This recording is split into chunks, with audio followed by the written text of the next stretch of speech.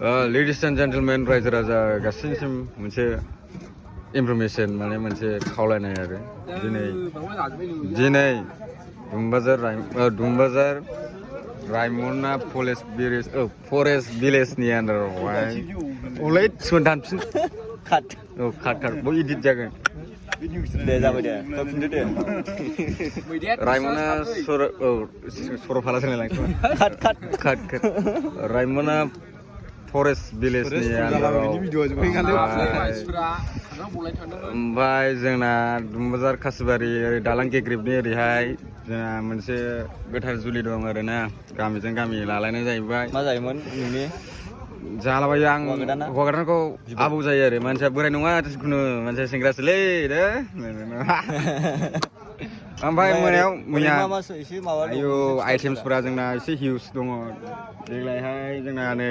लाब्रा संग्राफोरा गोलैदों ओरै बुरिया मानसिफोर गोलैदों ओरै लाब्रा संदों ओरै ओंखाम संदों ओरै लकेल दाउ संदों थांफुनानैबो सोलिदों हौवा गोदाना दाखालि जुलि जागोदानसो सप्ताहसे जाबाय